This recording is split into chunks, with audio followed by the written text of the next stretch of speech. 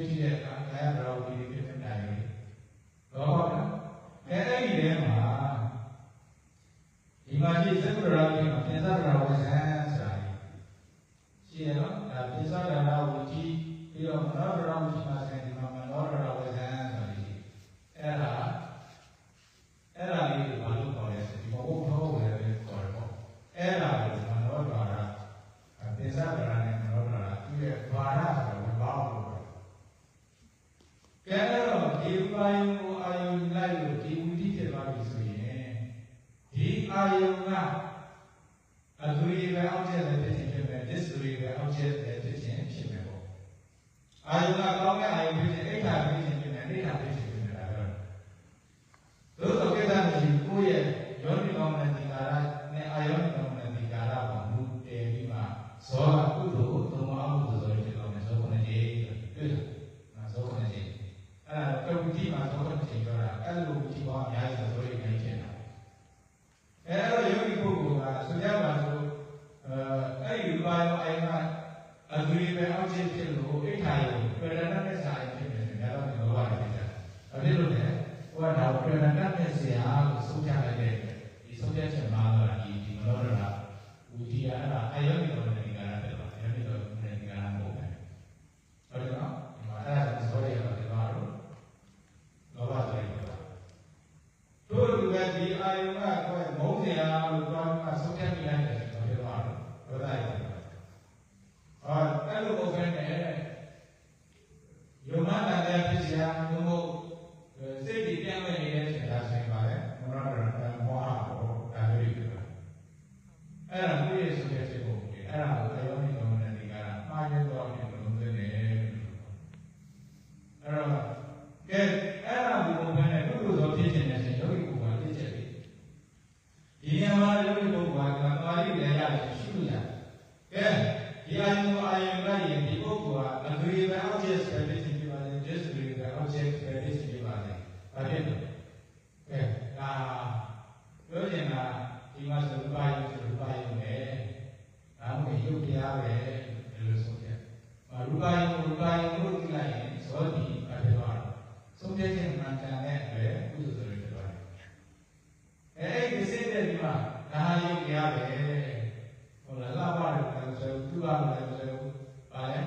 နေသဒုက္ခအတ္တဒုလည်းဆိုဆိုတာပြောလို့အဲ့ဒါဆိုရင်ယောနိသောမနတိကဆုံးဖြတ်ချက်မှန်တယ်ဒါအနိစ္စပဲဒုက္ခပဲအနတ္တပဲဆိုတာပြောတော့မလို့ကုသိုလ်ဆိုရတော့အဲ့ဒါယောနိသောမနတိကအဲ့ဒါပြည့်စုံပေါ်မှာနည်းနည်းလေးချက်ပြရတယ်လို့ဆိုဒီမှာသမာဓိတွေရအောင်လို့ဆင်ပြီးဆင်အားလုံးနဲ့ဘုရားလေးချက်ပြရတယ်တော့ဟုတ်လားအာယုံကိုတွေ့ရတယ်ဘာဖြစ်လို့မိမိစိတ်ကိုကုသိုလ်ဖြစ်အောင်လုပ်လိုက်ရတယ်ပေါ့ဒါပဲသူကစောရတဲ့လေးချက်ပြီးဒီဝင်ကြွပြီးတော့ခက်တဲ့အာယုံတော့နေနိုင်လို့လာပြီးအာယုံဆက်တယ်ဟုတ်လားဒါကြောင့်အာယုံနဲ့အပြီးချက်လာပြီးတော့ယောနိသောမနတိကပြောင်းလို့လာပေါ့အဲဒါကုသိုလ်ရဖြစ်အဲ့လိုကုသိုလ်ရဖြစ်အောင်လုပ်ရတယ်အဲ့ဒါအကုသိုလ်ဖြစ်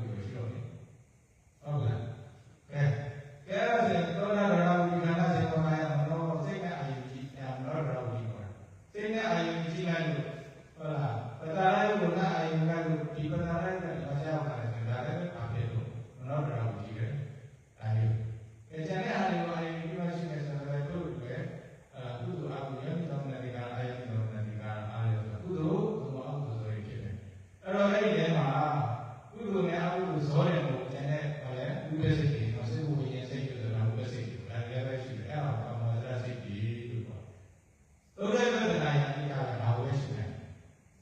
စေဝရဝတိသောတရဝတိကာဏစေဝကာယမနောရဝတိဒါလည်းရှိတယ်မနောရဝတိဆိုရင်လည်းမနောရဝတိအားလည်းတော့အာယုဘုလာအိမ်လိုက်လို့ဒီမှာဖြစ်ဒီအာယုဒီမှာယောနိတော်နဲ့ဒီကအဖြစ်နေဆိုရင်အာယုဟိုအဲ့တော့သိတယ်ဆိုတော့အိစာပဲဒုက္ခပဲအနတ္တပဲစသည်ဖြင့်ဥဒ္ဒစေဖြစ်တယ်တောင်းတယ်တွေ့တဲ့နဲ့ဆရာပဲဖြစ်ရင်လောဘဖြစ်တယ်ဟုတ်လားစိတ်ဓာတ်နဲ့ဆရာပဲစသည်ဖြင့်ဖြစ်တယ်ဟုတ်လားလောဘဒေါသဆရာပဲဒေါသဖြစ်တယ်ဒေါသအိတ်ဒေါသနဲ့ဆရာဒေါသမှုတယ်လို့ဖြစ်တယ်ဝါစနမောဖြစ်လာတဲ့နာတရားတွေကိုပရမတ္ထဆိုင်အောင်ဘုရားစိတ်တွေစာပိုင်းမှာရှိတော့အဲ့လိုဘုရားစိတ်တွေရှိလို့နေ့စဉ်ဘဝမှာလည်းရှိတတ်ပြီဆိုရင်ကဲနာမတော်ပြည့်စုံတဲ့နေရာ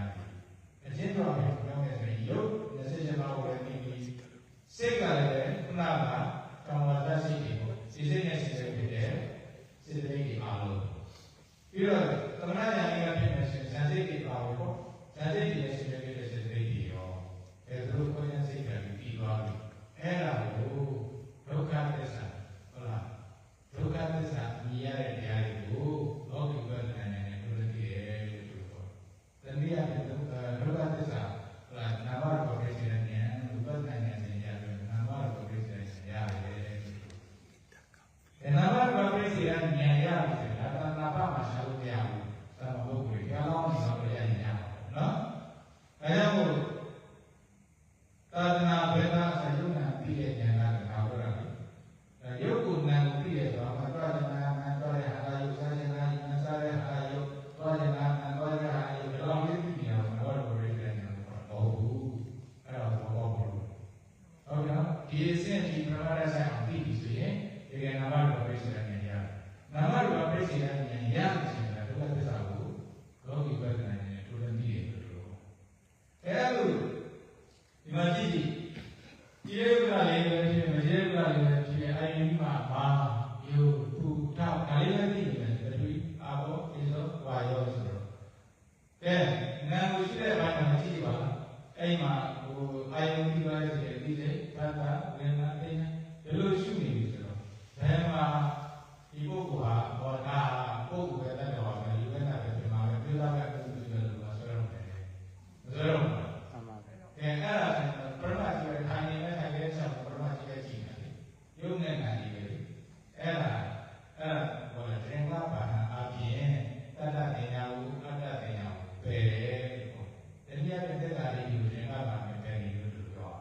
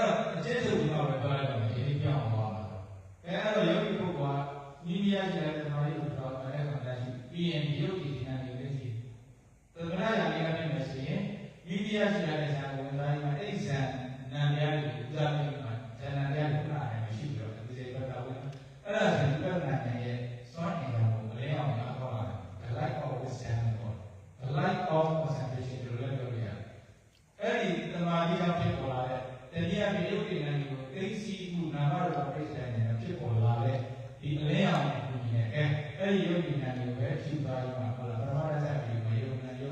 ဒီပြစ္ဆုတ်ပံကာလနေမှာအဲ့ကိုဖြည်းဖြည်းနဲ့စုပ်မရှိပါမနေ့ကယုံနဲ့တနေ့ကယုံနဲ့တပတ်လောက်ကယုံနဲ့ဟုတ်လားတလားလောက်ကယုံနဲ့တနေ့လောက်ကယုံနဲ့ယုံနဲ့အစဉ်တိုင်းရဲ့အစဉ်တိုင်းကလာတယ်ပြီးပြီအဲ့ပုံစံနဲ့ဟုတ်လားနောက်ဆုံးပြီးကြပါလေဒီတော့ပြီးကြပါနဲ့ပရလရည်ကြီးအခါရောက်ပြီဆိုရင်အဲ့ပြီးကြပါနဲ့မှာပရလရည်ကြီးအခါမှာရှိတဲ့ယုံကတော့ဒီဝဲရှိတယ်ခဏပြောကမ္မစားဆိုပြီးအဲ့ဒါလည်းကဘာလဲကလည်းအဲ့ဒါကို analyze လုပ်လိုက်ပထဝီရောဒီဇောဝါယောနာကနာရာဘောဇာစီဝိတာကာယပရာရာဆဲပြီးတော့စီဝိတာအဲ့ဒီစီဝိတာဘာဝအဋ္ဌိဆိုတဲ့အိဋ္ဌိဘာဝပေါ့မြေသားဆိုတဲ့မြေသားဘာဝရောဘာဝတယ်ဆိုတော့ပြီးရင်အတ္တယဝတ္ထုရောအတ္တယတယ်ဆိုတော့အဲ့သုံးမျိုးကို analyze လုပ်လိုက်ပြီးရင်အဲ့မဟာယဝတ္ထုကိုပြီးပြီးမှဖြစ်နေတဲ့ပြိတ္တာစိတ်ဆိုရှိဒီပဋိသန္ဓေနဲ့ရှင်တဲ့တဲ့စိတ်တွေရှိယောဂီပုဂ္ဂိုလ်ကသောမတဝေဒနာနဲ့ပြိတ္တာနဲ့နေလာတော့ဆိုရင်ပြီးကြည့်ပါတယ်ဥပ္ပကဝေဒနာနဲ့ပြိတ္တာနဲ့နေလာတော့ဆိုပြီးကြည့်ပါဘူးဒီကုသီကုသီanalyze လုပ်ကြည့်ရှိရတယ်ပြိတ္တာနဲ့အဲ့မှာပြည်ရုံရှိလို့ပြီးသွားပြီဒီယုံနဲ့တော့ခန္ဓာ၅ပါးအတိတ်ကအကြောင်းတရားမရှိပဲဖြစ်လာတာမဟုတ်သူ့ကိုဖြစ်စေတဲ့အကြောင်းတရားရှိတယ်သူ့ကိုဖြစ်စေတဲ့အကြောင်းတရားပါပဲဆိုဒီလိုလေးစိတ်နဲ့အတိတ်ဘောတရားနဲ့နာနာအဲ့ကိုရှိသွားရတယ်ပရိတက်ပါလေပရိတန်ဒီဟောတာသုတိပဲသုတိဟောတာကနာနာမတိကေကာလာလို့အတိတ်ဘောကနိုင်မှရှိလိုက်အဲ့ဒီနဲ့ရှိရတယ်ဘုရားပြုစိတ်ရဲ့အားရှိလိုက်တာဘုရားသာစိတ်ဖြေးလိုက်ရင်တေဂာမိမနာတနာအထိုက်မှာကျင်သွားတယ်ကံကာမနဲ့ပြိဋိနိမိတ်ဆိုတခုပေါ်လာပြောလို့ကံဆိုရင်ဥမာလူသားတွေပဲတဲ့ကုသကာမရာကုသကံဟောဒါနလားသီလလားဘာဝနာလားဒါနဆိုတဲ့ဥပဒါနလုံးနေရတယ်လို့သီလဆိုတဲ့ဥပသီလဆောင်နေရတယ်လို့ဘာဝနာဆိုတဲ့ဥပအာနာပါနာဘုရားကိုဘာနေရတယ်လို့ဘာနေတဲ့ပုံစံမျိုးအဲ့လိုကံအရင်ထင်လာတဲ့အဲ့ဒီကံကနေမှသူရဲ့ကံမနိမိတ်ဆိုရင်အဲ့မှာကျောင်းလူတွေဆိုကျောင်းပုံပေါ်မယ်လူခံနေတဲ့လူကပုဂ္ဂိုလ်သားတွေပေါ်မယ်ပြီးတော့လူနေတဲ့အရှင်ပုဂ္ဂိုလ်တွေပေါ်မယ်ဟုတ်တယ်ဟုတ်တယ်အဲ့ဒါဆိုကြောင့်သင်္ကန်းဆိုတဲ့သင်္ကန်းပေါ်မယ်စီပြီးဆိုတဲ့စီပြီးတွေပေါ်မယ်ဒါတွေအဲ့ဒါဆိုရင်တော့ကုသိုလ်လုပ်နေတဲ့အခိုက်မှာရှိတဲ့တရားဝတ္ထုတွေစောင်းတဲ့ area တွေတို့တွေပေါ်လာဆိုရင်တော့ကာမနာပဲလို့ပရိနိမိတ်ဆိုရင်တော့မိခင်ပေါ်ကလူဘောပါတဲ့မိခင်ရဲ့နာတော်မိခင်ရဲ့ယုတ်ဒီအစင်းတော်တော့ပြီးသွားမဲ့အေးဆိုတာတို့တွေပေါ်လာတော့မိခင်ရဲ့ဝါကြီးဒုလာရအေးအဲ့ဒါပရိနိမိတ်လို့အဲ့ဒီနိမိတ်တစ်မျိုးနဲ့အဲ့ဒီနိမိတ်တစ်မျိုးကိုအာယုံယူပြီးမှလိုက်ရှာလိုက်မယ်ဆိုရင်ဘာကံပြုလုပ်လာတဲ့ယုတ်ဒီကိုသိတယ်ခုနလိုကမ္မနိမိတ်နဲ့ဖြစ်နေဆိုရင်မိမိရတရားလူတွေပုဂ္ဂိုလ်စင်တရားလူတွေပုံစံမျိုးပေါ်လာဖြစ်တဲ့အတွက်ဒီပုဂ္ဂိုလ်ကလူသားလားမသိလားလူသားနာလားဆိုတော့ဟောအိမ်မှာလူပဲလူသားပဲလူတွေပဲဒါမျိုးသိနိုင်တယ်။ဒါမှလည်းပေါ့။ကံဆိုရင်တော့ဒါလေးသိချင်တယ်။သို့တော့ဘာကံတော့သူသိနိုင်တယ်။တရားတော်ဘာနေလို့လဲတရားနည်းကတော့ဘာလဲဆိုကံနဲ့ကံရဲ့အကျိုးကိုတော့အသေးစိတ်ကိုသိနိုင်တယ်။သို့တော့ partially စိတ်တွေကတော့သိနိုင်တယ်အဲ့ဒါလေးပါဝိပဿနာကိညာကကမ္မန္တေသောဘာကံလေသာဧရိကတော့ဇာတိပဲဝိပဿနာဆိုတဲ့ပုဂ္ဂိုလ်ကံနဲ့ကံရဲ့အကျိုးတရားကိုစိတ်တွေကကံနဲ့ကံရဲ့အကျိုးတရားအကျိုးကိုစိတ်တွေကတော့ပြရမယ်သာဝိနာကဗ္ဗအပိဇာနေပစ္စယပိဒောနာပိပုရတိကံနဲ့ကံရဲ့အကျိုးတရားကိုလုံးလုံးမသိဘူးဆိုပြီးဘုရားပါလေပစ္စယပိကံနဲ့ဉာဏ်နဲ့ဒါတော့ပြရမယ်ဘာဖြစ်လို့လဲဆိုတော့ဒီဒေသတော်လို့ပြောလို့ရှိရင် truly understanding is the domain of the Buddha အဲ့ဒါကံနဲ့ကံရဲ့အကျိုးတရားကိုလုံးလုံးနားလည်တယ်ဆိုတော့ဘုရားလည်းရှိတယ်ဒီဒေသတော်ကလည်းဒီဒေသနာလည်းပြည့်တယ်ဒီဒေသနာလည်းပြည့်တယ်အဲ့တော့ပြောရင်တော့ဘယ်ကံကအကျိုးပေးလိုက်တယ်ဆိုတာမသိဘူးဆိုရင်သစ္စာပိဋကဉာဏ်မရဘူးမရတဲ့ဉာဏ်မရတော့ဘူးအဲ့တော့ဒီကံကအကျိုးပေးတယ်ဆိုပြီးဒီဒါနဆိုကြပါတော့သံဃာတွေဆွမ်းလူနေတဲ့ကံသံဃာလူနေတဲ့ကံအကျိုးပေးပြီးဒါ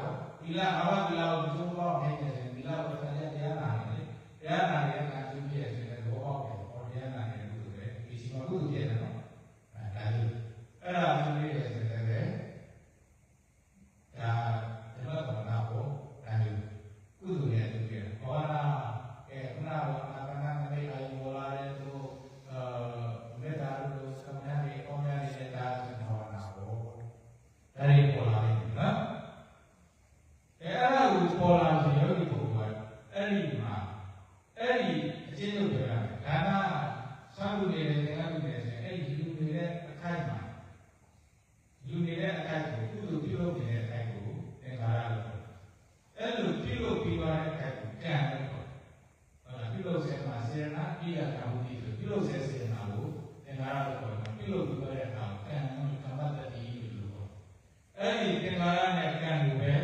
ကာမဘုလို့အဲ့လိုပြုနေတဲ့အချိန်မှာဒီလိုသိနိုင်တဲ့ပုဂ္ဂိုလ်ဆိုဒီလိုပြုရတဲ့ပုဂ္ဂိုလ်ကောင်းကြောင့်မျိုးသားဆိုမျိုးသားနဲ့ပြည့်စုံတဲ့ရန်ဆရာပေါ့လေလူပြရပါလိဟလားချောမောလာပါတဲ့ပုဂ္ဂိုလ်ရိုးရည်စင်ချောမောလာပါတဲ့ပုဂ္ဂိုလ်ချမ်းသာတဲ့ပုဂ္ဂိုလ်ပြည့်စုံတဲ့ပုဂ္ဂိုလ်အာရုံပြည့်စုံတဲ့ပုဂ္ဂိုလ်ပြရပါလိဒီလိုကောင်းရတယ်ဟုတ်တယ်အဲ့လိုကောင်းပြီဆူတောင်းနေပြီဆိုရင်ဘာဖြစ်လဲတကယ်တော့ပရမတ္ထဆူတောင်းတာရှိနေဆိုရင်ရန်ဆိုလည်းမရှိဘူးမျိုးသားမျိုးပြည့်စုံလည်းမရှိဘူးသို့သော်ကဒါချောမောလာပါတဲ့မျိုးပြရပါလိပြည့်စုံတဲ့မျိုးသားပြရပါလိစက်တယ်လို့ဆူတောင်းနေတော့အဲ့ဒီမှာဒါမျိုးသားနဲ့မျိုးသမီးပဲလူပဲတတ်တယ်လို့ဒီလိုသိနေတယ်အဲ့ဒါကိုအဝိဇ္ဇာပြီးမားတယ်ဟုတ်မလားအဲ့လိုအတိမားတဲ့ဒီပေါ်မှာပြန်တက်နေတယ်ဒီလိုဖြစ်နေတယ်ဒါဝိကနာတခါလည်းဘုရားနာတယ်သူ့ကိုဖြစ်မှာဆိုစိတ်ကဆွဲနေအဲ့ဒါဥပါဒံဝိဇ္ဇာတနာဥပါဒံအဲ့လိုမျိုးကိုကိလေသာလို့အဲ့ဒီကိလေသာကိုသုံးမျိုးချင်တယ်တော့ဒါနနဲ့ဒါနကိုဒီကုသိုလ်ပြုလုပ်ရင်ဒါဝိကနာလို့အဲ့ဒီအကြောင်းတရားကြောင့်ကဲအဲ့ဒီအကြောင်းတရား၅မျိုးဆုံးပါပြီဆိုတာဖြစ်လို့ဒီမှာလူမိမိတောင်းရတဲ့လူလာဖြစ်တာပေါ့ဒီလိုဘာသာအသိဉာဏ်မရှိတဲ့ပုဂ္ဂိုလ်တွေပါကြတော့တောင်းရပါမယ်ပဲဒီလိုကုသိုလ်မှာသူများကိုကူညီရပဲဖြစ်ကောင်းတဲ့အလုပ်ကိုလုပ်နေဆိုရင်သူလည်းပဲပါဖြစ်လို့ဒါကုသိုလ်ပဲသို့တော်လည်းပဲနောက်ဘဝတွေနေပြီးတဲ့နောက်ဘဝရဲ့ဘာပြအောင်လဲညာပြအောင်လို့သူတို့တောင်းလိုက်နေတော့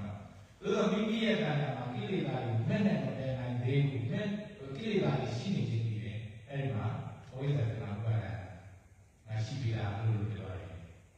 ပြီးတဲ့ပုဂ္ဂိုလ်ဆိုရင်နောက်တာအမေနောက်တာရှိတယ်နော်နောက်တာရဲ့အဲ့ဒီကိုညာစာပြောလိုက်တော့မိမိကောင်းတဲ့နောက်တာရဲ့အဲ့ဒီဆိုရင်လူဖြစ်ချင်တဲ့လူကဖြစ်ချင်တဲ့အဲ့ဒီငါပြောတာရှိတယ်တရားပြောတာရှိတယ်ဆိုရင်အဲ့ဒါပြောနောက်တာရဲ့အဲ့ဒီဆိုတာအဲ့ဒီမှာခုနဝိသကနာဥပါဒနဲ့အဲ့ဒီမှာပြောတယ်တရားဖြင့်ကိလေသာဝင်တဲ့ကမ္မဝါမှာရှိတယ်အဲ့ဒါဆိုဝိပါကဝါဆိုတာတော့ဒီပြိတ္တိခန္ဓာမှာဥပါကဝပဲဝိညာဉ်အာယုကလာတဲ့သဘောပဲအဲ့ဒီသဘောပေါက်ပြီဆိုရင်အဲ့ဒီမှာကမ္မတတ္တိကိုကြည့်ရအာယုကယူပြီးရင်အဲ့ဒီကမ္မတတ္တိရဲ့ဒီပြိတ္တိခန္ဓာမှာဖြစ်တဲ့ကမ္မဇာယု30နဲ့ဆက်စပ်မှုရှိမရှိကိုဥပဒနာနဲ့ဒါလေးလက်လို့ကြည့်ဆက်ဆက် connection ရှိလားဒီကံရောက်ကိုဒီကံရောက်ဖြစ်တာဟုတ်လားဆိုရှိရှိလူချင်းဆက်စပ်မှုရှိတယ်ဆိုရင်အဲ့ဒါဟုတ်ပြီဒီကနေဒီမှာဒါကိုကျိုးပြရတယ်တော့ပေါ့ဒီမှာမစိတ်လို့အာရုံကမစိတ်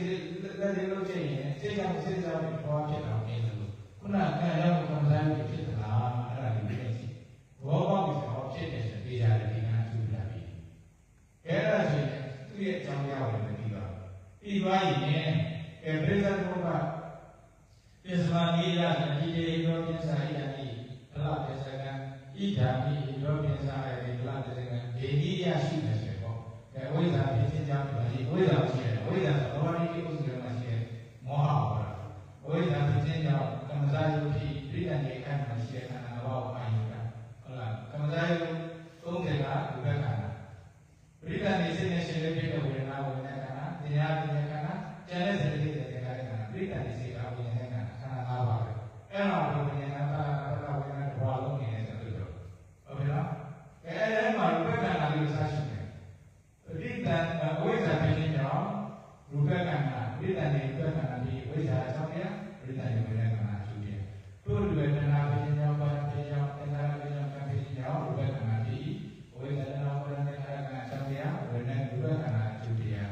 အကြောင်းနဲ့ကျိုးဆက်ရှိပြီးဆိုအဲ့ဒီမှာကျန်တဲ့ဝေဒနာခန္ဓာနဲ့ခန္ဓာနဲ့တို့အကြောင်းနဲ့ကျိုးရှိပြီးတော့တချို့ကတော့အတိတ်အကြောင်းတက်တယ်ရှိတယ်တချို့ပြစ္ဆုတ်အကြောင်းနဲ့ရှိတယ်အဲ့ဒါရှိတာကိုအကြောင်းကျိုးဆက်မရှိတယ်ဟုတ်လားဒီအကြောင်းဒီအကြောင်းရတဲ့ဒီကျိုးတရားဖြစ်တယ်ဆိုတာလေအဲ့ဒါပြီးတော့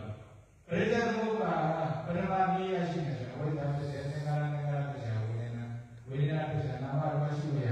အဝိဇ္ဇာပစ္စယသင်္ခါရအဝိဇ္ဇာပစ္စယသင်္ခါရဖြစ်ပရမလို့ပြောရှိတယ်အဝိဇ္ဇာရောသင်္ခါရရောပရမဖြစ်အဝိဇ္ဇာကအကြောင်းတရားသင်္ခါရဆိုတယ်သင်္ခါရပစ္စယဝိညာဏသင်္ခါရပစ္စယဝိညာဉ်ဖြစ်ဆိုဒီမှာသင်္ခါရကပရမဖြစ်နေပြီဟုတ်လားပရမအပိဆိုတာမြေဝင်ရတော့ ခြားဘောအကျိုးပြရတယ်ပြန်ပြီးတော့ဝိညာဏ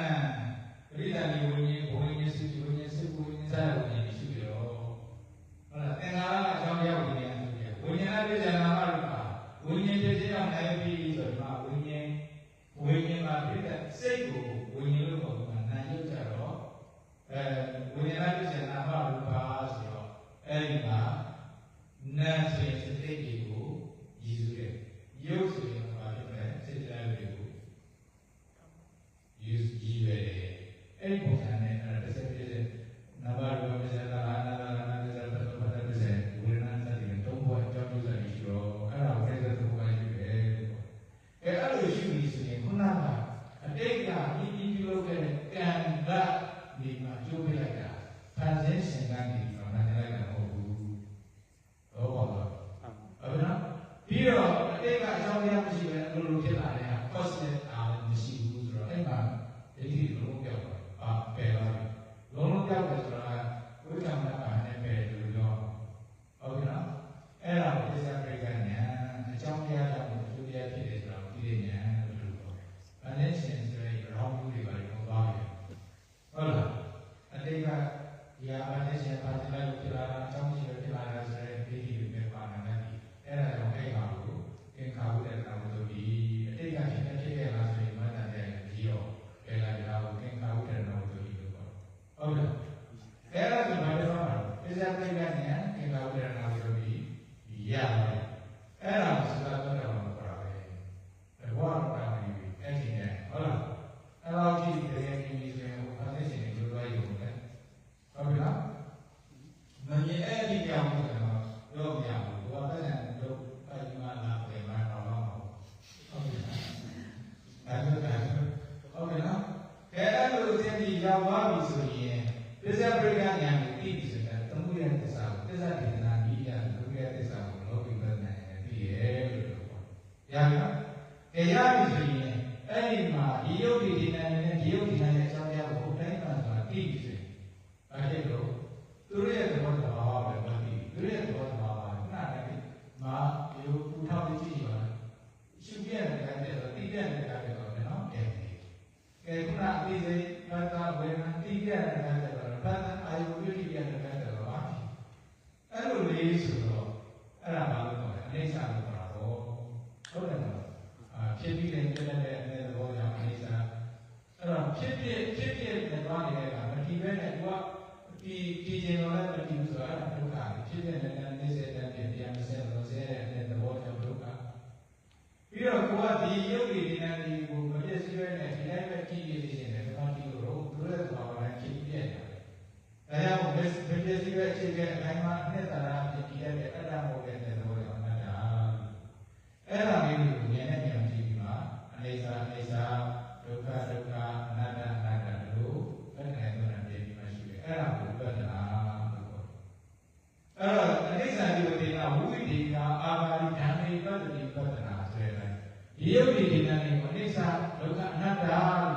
ရှိတဲ့အခါမှာတခါလေကျရင်ယုတ်နာဘာနဲ့ရှိမယ်ယုတ်နာဘာပဲမယ်ပေါ့နာတဲ့ယုတ်တဲ့ရှိမယ်နာတဲ့ရှိမယ်ပြီးယုတ်နာဘာပဲရှိမယ်ဒါယုတ်နာဘာနီလို့ခေါ်တယ်ခန္ဓာကောင်းတော့ရှိမယ်ဆိုတော့ခန္ဓာတဲ့ရှိမယ်ဝိညာဉ်ခန္ဓာတဲ့ရှိမယ်ခန္ဓာတဲ့ဝိညာဉ်ခန္ဓာတဲ့ခန္ဓာကောင်းတော့ရှိမယ်အဲ့ဒါခန္ဓာကောင်းနီလို့ဘယ်တော့မှဆိုတော့ဘုရားစိတ်ပြောင်းလို့ဆိုရင်ခန္ဓာကောင်းပဲရတယ်ခန္ဓာကောင်းပဲအချိန်ကြီးအဲ့တော့မိမိကယုံနာဘာနီနဲ့ရှိရတော့ယုံနာဘာနီနဲ့တာပြီးခန္ဓာကောင်းနဲ့ရှိရတော့ခန္ဓာကောင်းနဲ့ရှိစားပိုင်းမှာဆုံးဆုံးအောင်အဲ့လိုဆိုရင်ခုနအာယနာချက်ဘာနီနဲ့ရှိလို့ရတယ်နောက်ပိုင်းအိမ်မှာရူပတရက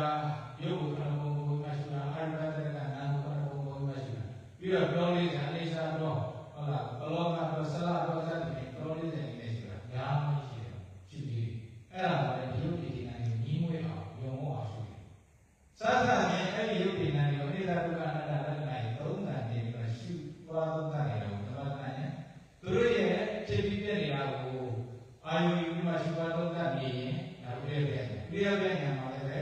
ဥရိယပြဉာဏ်အချင်းရှိပါနေအခြေရှိပါနေတတိယပြအနုပိုင်းအရင်ပိုင်းလို့ရှိတယ်အဲ့တော့အခြေရှိပါနေဆိုရင်ခုနကသမုဒယကမှလူကဒီအဖြစ်တဲ့ကိုရှိတယ်ဝေယကမှလူကဒီအဖြစ်တဲ့ကိုရှိတယ်သမုဒယဝေယကမှလူကဒီအဖြစ်နဲ့အဖြစ်ကိုတွဲပြီးမှရှိတယ်ဒီခု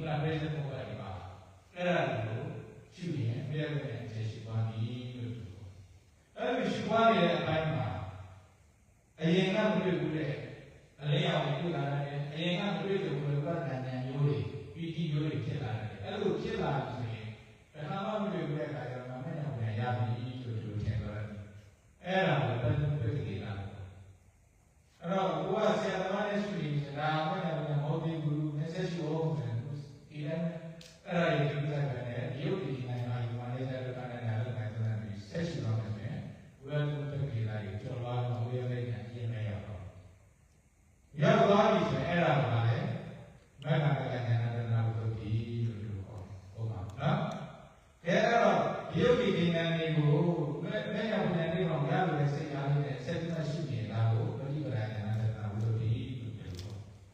အဲလိုရှိနေတဲ့အပိုင်းမှာကဲအဖြစ်အတဲ့ကိုအဖြစ်နဲ့အတဲ့ကိုမဟုတ်တော့ဘူးနောက်ပိုင်းကျအဖြစ်တဲ့ပဲဖြစ်တော့အစာပိုင်းမှာအဖြစ်အတဲ့ကိုအိုင်ပြီးမှဒီကနောက်ပိုင်းကျအဖြစ်တဲ့ပဲဖြစ်တော့အဖြစ်ကိုမြင်တော့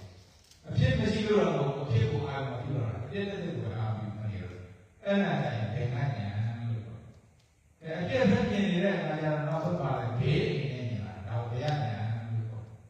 အာဒီနဝအဖြစ်အနေနဲ့မြင်လာတော့အာဒီနဝညာလို့ပြောဟုတ်ကဲ့လားနေပြည်တော်နဲ့အပြည့်အနေနဲ့မြင်တယ်ဘေးအနေနဲ့မြင်တယ်အပြည့်အနေနဲ့မြင်တယ်ဆိုတော့ဘာမှကောင်းနေတော့ဘူးမရှိတော့ဒီလိုဒီဉာဏ်လေးပေါ်မှာဘာဖြစ်လာလဲဒီလိုလာအဲ့ဒါကိုနေပြည်တော်ဉာဏ်နေပြည်တော်ဉာဏ်လည်းဒီလိုလာတယ်ဒီလိုတော့ဘာဖြစ်လို့ဒီလိုရဲ့စိတ်ဓာတ်နဲ့ဒီလိုဒီဉာဏ်ကိုအိသာဒုက္ခနာလည်းနိုင်ကြတယ်ရှိနေတာဘာဖြစ်လို့ဘုံစည်းဒုက္ခနဲ့ဉာဏ်နဲ့ဒီလိုဒီဉာဏ်နဲ့တော့ကြောက်တဲ့စိတ်ဓာတ်ဖြစ်လာအဲ့ဒါဘုံစည်းဒုက္ခနဲ့ဉာဏ်ဟုတ်လားကဲဒီလိုကြောင့်လူတွေစိတ်ဓာတ်နဲ့အိသာဒုက္ခနာလည်းနိုင်ကြတယ်ရှိနေအဲ့ဒါကိုသိတဲ့ဉာဏ်ကဲအဲ့လိုရှိနေတဲ့နောက်ဆုံးမှာဟုတ်လားအိသာဒုက္ခနာလည်းတက်ရှုဟုတ်လားခန္ဓာ၅ပါးနဲ့ရှုယုံနာ၅ပါးနဲ့ရှုကြိုက်တယ်ရှုရုပ်တဲ့ရှုနာတဲ့ရှုရှုကောင်းတာကိုလည်းရှုဒီနေရာရဟုတ်လားရှုလို့ရတယ်စုံကားတယ်အစာပိုင်းမှာစောင့်ပြီးရင်ရှုကောင်းတာရွေးရှုကြာကြာရှုရကောင်းတာဝင်လာလို့ရှုနေမှာဖြစ်ဇန်နတရားတွေလည်းတော့ပြန်ကောင်းမှာပေါ့ဇန်တရားတွေပို့ပြီးဆိုတော့ကောင်းပါစားဟိုအောက်တွေနဲ့ရှင်တယ်ကောင်းမရှိဘူးဟုတ်လားအဲ့ဒါဇန်နတရားတွေသာပြီးရှုတော့ဒါဆိုယူကနာတယ်ဒီတော့ဇန်ကုန်နဲ့သားတော်ကိုသမဏဇန်နာကဒီဇန်နတရားတွေပြတ်လာကြတော့ဝိပဿနာသမဏဝိပဿနာအဆုံးစုံသွားတဲ့နေရာတော့ရအဲ့ဒါကိုယူကနာတာပြီလို့အဲ့လိုရှုနေတဲ့ခုနဝိပဿနာဉာဏ်ရင့်ကျလာတယ်နောက်ဆုံးသင်္ခါရဝိပဿနာပြောသင်္ခါရဝိပဿနာရောက်သွားလို့ရှိရင်ဒီယုံနာကြီးအပေါ်မှာပြဏတက်မဲ့ခြင်းဆိုတဲ့နာမည်လည်းမရှိဘူးဟုတ်လားပြီးတော့ကြောက်လာခြင်းဆိုတဲ့ဘယ်ရဆိုတဲ့ဆံမျိုးပဲပြောတယ်ဒီယုံနာအပေါ်မှာပဲမိမိရဲ့ဘောနာစိတ်လေးကိုဥဒ္ဒါပိတ်တယ်ဟုတ်လားအဲ့ဒါကိုသင်္ခါရဝိပဿနာဉာဏ်လို့ခေါ်တယ်ဟုတ်လားဟောနာမည်ဆိုတဲ့ဆံမျိုးလည်းပြောဘယ်ရဆိုတဲ့ဆံမျိုးလည်းပြောတယ်ဒီယုံနာတဲ့ပုံမှာလေးတက်တဲ့အနေနဲ့ဒုက္ခနာလည်းနဲ့သုံးနာတည်မှနေရတယ်ကဲအဲ့တော့မိမိကဘုရားစုပန်ထားတာလို့တက္ကတော်ကမာတော်ကစုပန်ထားတာလို့ဆိုရင်ဒီနေရာမှာရနေတယ်အဲ့ဒီပုံလဲတော့ဟုတ်လားဘုရားလောင်းနေတာကဲအဲ့လိုမဟုတ်ဘဲနဲ့မိမိကရုပ်ရုပ်ကိုဒီဘဝမှာလည်းနဲ့ရောက်ယူမယ်ဒီတိလည်းရောက်လာလူတွေနဲ့စိတ်ရှိတယ်ဆိုရင်အားဖြင့်တော့နဲ့နာမည်နဲ့တော့ရတဲ့စိတ်ထားလေးနဲ့အနိစ္စဒုက္ခအနတ္တအတ္တနဲ့နေရှိရှုနေပြီဆိုတာပြောလို့နောက်ဆုံးဝိပဿနာဉာဏ်ရဲ့ဖြစ်သွားရင်အနုလောမဉာဏ်ဘုဒ္ဓဘုဉာဏ်နောက်ဆုံးနိဗ္ဗာန်အာရုံနဲ့ဉာဏ်ဆိုတော့ဉာဏ်နဲ့ဘုဉာဏ်တော့ဆိုတော့မဲ့တာတစ်ချက်ပဲဖြစ်တော့ပရမသုဖြစ်တဲ့ဉာဏ်ကိုနိဗ္ဗာန်ကိုအာရုံနဲ့ဉာဏ်ကိုအာရုံနဲ့ဉာဏ်နဲ့နိဗ္ဗာန်ကိုအာရုံနဲ့ဉာဏ်ကိုသောတာပတိဉာဏ်အဲဒီသောတာပတိဉာဏ်ကနိဗ္ဗာန်ကိုအာရုံနဲ့ဉာဏ်ရဲ့သစ္စာတိလာရောလုံးခဲ့တယ်သစ္စာကိလေသာသောတာပန်ပဲကဲတာနိုင်တာဒိဋ္ဌိစီကိစ္စလေဒိဋ္ဌိမိုင်းနဲ့ဒီမရှိတော့ဟုတ်လားမစ္ဆာတိဆောတဲ့ဘာမှမဖြစ်ဘူးဝိသိကိစ္စဘုရားတရားကံကံတိုင်းဆိုပြီးမယုံအောင်ပြီးတော့ကဲအဲ့ဒါလုံးပဲထားလိုက်တဲ့ပြောဖြစ်ပြီးတော့ကိလေသာတွေရှိတယ်ဆိုတော့အပယ်ကိုရောက်စေတဲ့ကိလေသာတွေပြီးတော့အပယ်ကိုရောက်စေတဲ့လောဘဒေါသမောဟတွေရှိတယ်လို့တော့သူ့တဲ့ကိုတလားဘုရားကိုလားငါးပါးဒီလားပေါ့ဒီလားကိလေသာတွေကျန်တဲ့တော့မဖြစ်ငါးပါးဒီလားကိုကျိုးပေါက်တော့ဘူးလို့ပြောတယ်။အဲဒါကိုပြောတာကငါးပါးဒီလားကိုကျိုးပေါက်တဲ့ကိုပဲမရတော့ဘူးဆိုတာပဲ။ဟုတ်လား။ကဲတော့ဗျာယောဂီပုဂ္ဂိုလ်ကမိမိရတဲ့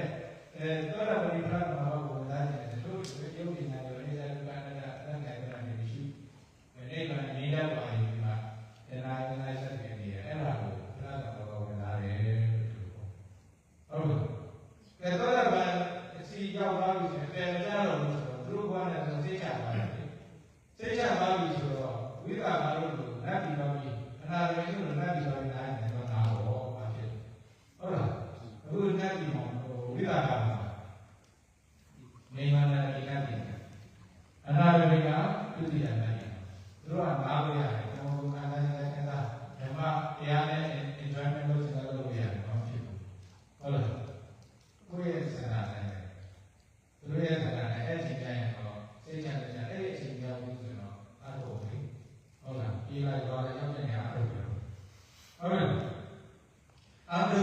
စိတ်ကြတယ်အဲ့ဒါပဲ30တဲ့ဘုံထဲမှာကောင်းတာတွေလုပ်မယ်ဆိုရင်လူချင်တဲ့နဲ့ပြလိုက်တော့ပြလိုက်ကောင်းတာတွေပဲလုပ်လိုက်ဒီ30ဘုံထဲကတော့ဘယ်လဲဖြစ်နေပါလဲဟုတ်လားဒီအခြေအနေကိုရောက်သွားပြီဆိုရင်တော့ဘာပဲဖြစ်ဖြစ်ကိလေသာကတရားစီတယ်ပါလေပုရုဇဉ်တယ်လို့တော့ဟုတ်လားအဲ့တော့ကဲဝိသကာလို့နာပြီလို့လည်းအားကြပါဘူးကဲဉာဏ်အပြင်မှာလုပ်နေတယ်ကဲအစစ်တယ်လို့အားလုပ်တယ်ဒီယုတ်ဒီဉာဏ်တွေပဲခုနကယုတ်ဒီဉာဏ်တွေရဲ့အိဋ္ဌဒုက္ခအနတ္တလက်နိုင်တဲ့ဉာဏ်တွေပဲရှိဒါနဲ့သူ့ရည်ရွယ်ချက်တွေရှိတယ်မျိုးပါလေမပင်သေးတဲ့ကိလေသာတွေပဲဖို့ပဲမရတဲ့အခက်အခဲတွေရဖို့ရည်ရွယ်ချက်တွေနဲ့ရှိအနိစ္စဒုက္ခအနတ္တအခက်အခဲတွေဘယ်နဲ့ရည်ကျလာရင်ကဲအဲ့ဒီနောက်တစ်ဆင့်မှာအရင်ကနေတော့အာပြီးမယ်ဒါကိုအတိုင်းနဲ့ပြန်လို့ပြောဒါတော့ဒါကလည်းအဲ့ဒီရွယ်ချက်နဲ့ရှုနေတော့ဟုတ်တယ်သို့တော်အနေနဲ့လည်းကိုတရားပါလို့ဒုတိယနေ့ရောက်လာတယ်တော့တော့နေတယ်အဲ့ဒါခက်တယ်ကစစ်စစ်ပြီးတော့အဲ့ဒါမှဟုတ်တော့အများကြီးစစ်ရအောင်ဟုတ်နော်အဲ့မှာအများကြီးအဲ့ခုနလိုအဓိပ္ပာယ်နဲ့ပြန်တယ်အများကြီးမဖြစ်ဘူးပေါ့ဖြစ်နေတယ်အဲ့ဒါပရိယတိသမားတွေတကယ်ပရိယပฏิပတ်ကျွမ်းနေတဲ့ပုဂ္ဂိုလ်တွေသိလာတာဒါဆိုရင်နောက်တစ်ဆင့်နဲ့ဒါတိုင်းနဲ့ပြန်ရအောင်ကဲလောဘဒေါသတွေရှိတဲ့အောင်ချက်ဘူးဆိုအနာဂတ်နဲ့ပြန်ရအောင်အဲ့လိုရေးစက်နေတယ်အနေစာဒုက္ခနဲ့ဒါဆိုနောက်တစ်ဆင့်နဲ့အာရုံနဲ့ပြန်ရကဲဒီဘဝနဲ့မဆိုင်တော့ဘူးရဟန္တာပြောင်းလို့ရဟန္တာပြောင်းနောက်တစ်ဆင့်ဆိုရင်ရဟန္တာဖြစ်ပဲရဟန္တာဖြစ်ဆိုဒီကိစ္စတွေလုံးပဲလာပြီအဲ့ဒါကလည်းဘုဒ္ဓဉာဏ်ဓမ္မစရိယဟုတ်လားဓမ္မစရိယကိုရှင်းသုံးပြီးပြီကတံကရဏိယပြုလုပ်တဲ့နာရီပြုလုပ်ပြီးပြီ I have practiced what should be practiced I have done what should be done အဲ့ဒါနာပရာဟိတကရ I have nothing to do further in the future ဟုတ်ကဲ့ငါနောက်တော့ဆက်ပြီးတော့ဉာဏ်သာဖြစ်မှာဘာလို့ဆက်ပြီးတော့မော်ပြီးစရာလုပ်နေအောင်ဟုတ်ကဲ့နော်လုပ်နေအောင်အဲ့ဒါရတဲ့ကလုပ်ဆက်ကုန်ပြီအဲ့ဒါကဲအဲ့ဒီစတိအတ္တအဲ့ဒီနေရာမှာခုနကယုတ်ဒီနာနေကိုတိုင်းမှာတော်တော်ကြီးတာကဒုက္ခသစ္စာဒီနေရာမှာဒီတရားနဲ့ဒီတော့ယုတ်ဒီနာနေအကြောင်းတရားကိုသိသွားတာကသမုဒယသစ္စာဒီနိဗ္ဗာန်ဆိုတဲ့အိဋ္ဌကိုဖျက်ပေါက်ပြီးနေလိုက်တာကနိရောဓသစ္စာဟုတ်လား realization of နိဗ္ဗာန်ကဲဒီလမ်းဒီတိုင်းဒီနိဗ္ဗာန်ကိုဖျက်ပေါက်ပြီးအောင်ဗာလဲသီလသမာဓိပညာစင်ပြီးစင်အားထုတ်ပါအဲ့ဒါကဗာလဲမေတ္တာသစ္စာသစ္စာလေးပါးပြီးဆိုတာအဲ့ဒီနေရာမှာကြည့်ကြည့်ဒီသစ္စာလေးပါးကိုထွေးပြအောင်လာတဲ့လမ်းစဉ်ကတခြားမဟုတ်ဘူးဒီကသမာဓိပညာဒါပဲနောက်ဆုံးဟာပညာလမ်းစဉ်ဟုတ်ပြီနော်အဲ့ဒီသီလသမာဓိပညာကိုဘုရားပြည့်နေဆိုဘုရားပြည့်ခုနပါလို့ပြောတယ်ခုနနိဗ္ဗာန်မှာဘုရားဉာဏ်နဲ့နာဘုရားပြည့်ဟုတ်ပြီနော်ဘုရားပြည့်ခုနပါလို့အဲ့ဒီဘုရားပြည့်ကိုလည်းမဲ့ခင်အနေနဲ့ပြောမယ်ဆိုမဲ့ခင်ချက်ပါလို့သမ္မာဝါစာသမ္မာသမ္မာသမ္မာသုဝါဒတိလာမဲ့ခင်သမ္မာဝါစာသမ္မာသတိသမ္မာသမာဓိသမ္မာသမာဓိသမ္မာသတိသမ္မာသင်္ကေတရာပြညာမဲ့ခင်လို့အဲ့ဒီညမှာ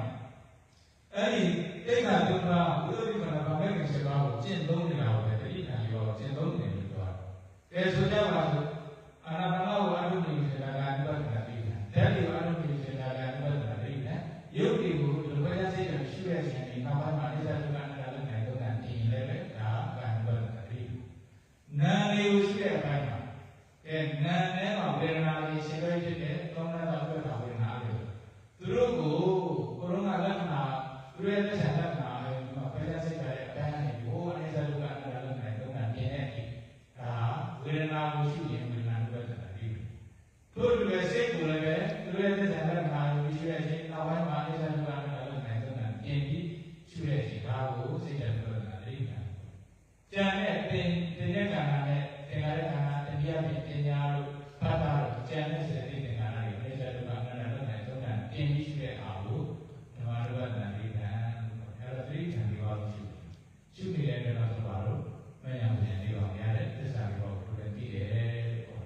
ကဲအဲ့ဒါဆိုရင်လူရင်ဒါပဲဒါကိုရောက်ဖို့အတွက်ဒီလိုကျင့်ကြံကြိုးကိုပေါင်းရရတယ်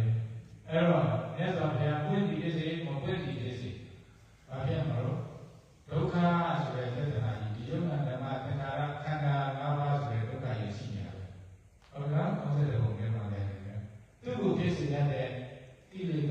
တဏှာကိလေသာပေါ့တဏှာကိလေသာဆိုတဲ့အကြောင်းတရားကလည်းရှိနေတာပြီးတော့နိဗ္ဗာန်ဆိုတဲ့မဖြစ်မဖြစ်ပဲနဲ့ကြည်နေတဲ့အရေးတိုက်ကြရတယ်ရှိနေရတယ်ဒါပေမဲ့အဲ့သစ္စာလေးပါးကိုထိုးထွင်းသိတဲ့လမ်းစဉ်တရားဖြစ်ပြီးနိဗ္ဗာန်ကိုမြင်မောက်တဲ့လမ်းစဉ်ကပြောက်တယ်ဘုရားဟောတယ်သို့တော့ဘုရားပွင့်